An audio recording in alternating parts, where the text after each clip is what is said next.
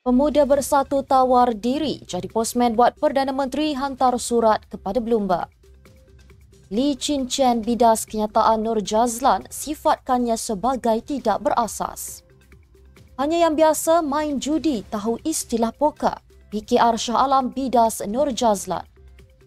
Sultan Selangor perkenan keputusan Jawatankuasa Fatwa Negeri mengenai GISB. Anthony Loke beritahu syarat program khas peralihan LLM kepada kelas B dilonggarkan. Mat Sabu terima kunjungan CEO Mada muat naik gambar di laman sosial.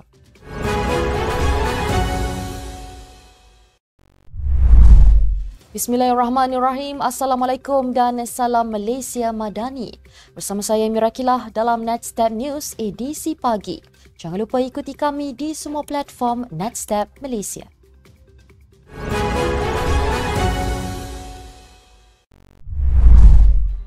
Kalau tidak boleh hantar surat, kita sanggup pergi ke pejabat Bloomberg. Tawaran itu dikemukakan Pemuda Bersatu kepada Datuk Seri Anwar untuk menjadi postman bagi menghantar surat jemputan kepada media antarabangsa Bloomberg.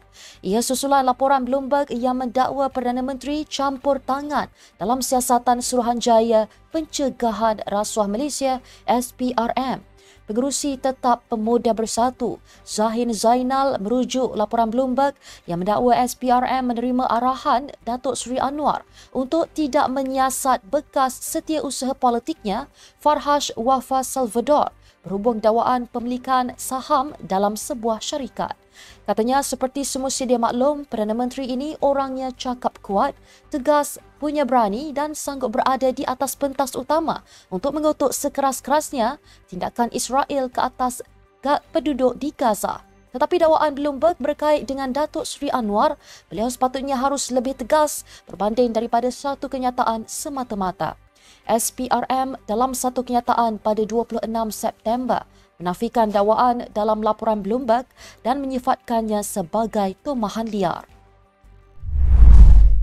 Kenyataan Ahli Majlis Kerja Tertinggi UMNO Nur Jazlan Mohamad yang menyifatkan PKR dan amanah hanya penumpang dalam kerajaan perpaduan dibidas Lee Chin Chen.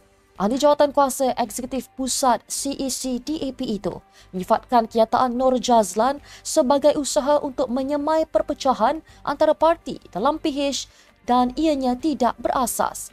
Tegasnya, setiap kemenangan yang dicapai oleh PH adalah hasil kerjasama erat antara parti-parti sekutu, bukan hasil usaha satu parti semata-mata.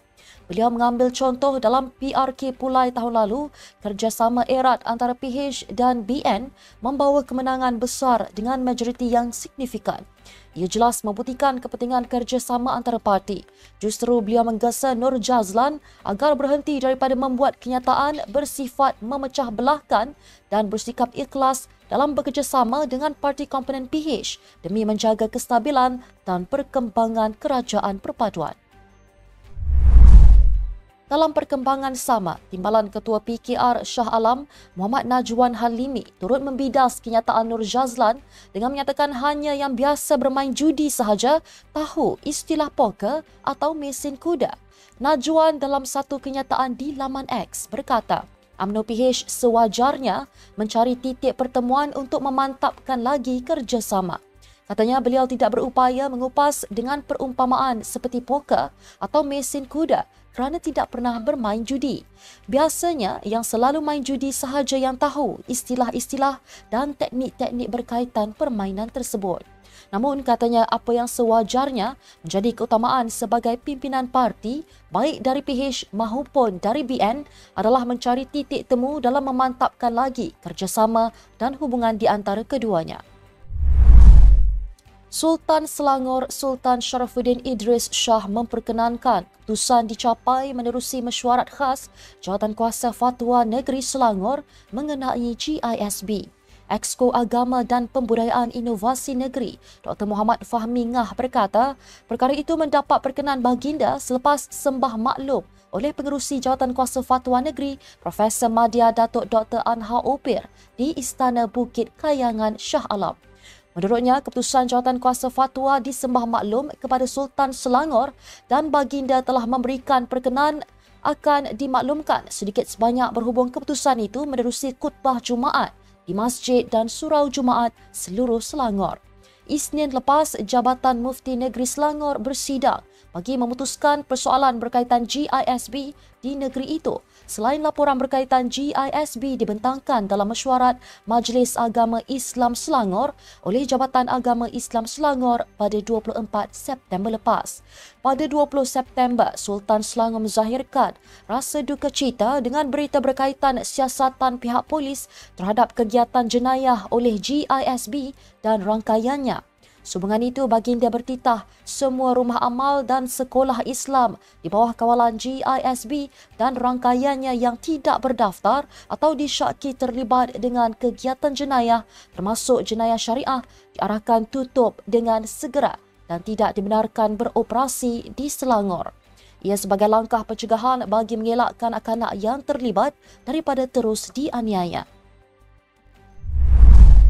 Syarat Program Khas Peralihan Lesen Memandu Malaysia LMM kelas B1 dan B2 kepada kelas B motosikal berkuasa tinggi dilonggarkan serta-merta ekoran keluhan orang ramai yang tidak layak menyertai program itu.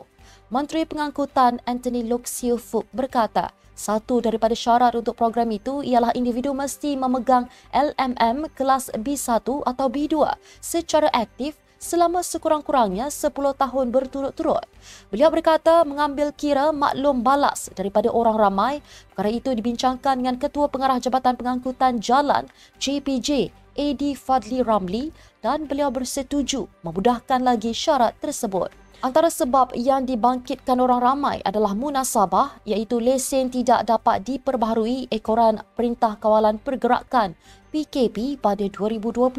Sepanjang tempoh PKP itu, kerajaan memberikan pengecualian kepada keperluan memperbaharui lesen memandu bagi semua pemegang lesen.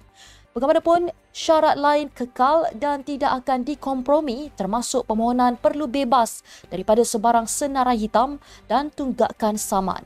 Luke berkata, kemas kini akan dilakukan agar lebih ramai pemohon berjaya dan mendapat manfaat daripada program itu. Ketua Pegawai Eksekutif Syarikat Perniagaan Peladang MADA, Abdullah Ismail mengambil inisiatif untuk mengunjungi Menteri Pertanian dan Keterjaminan Makanan Muhammad Sabu.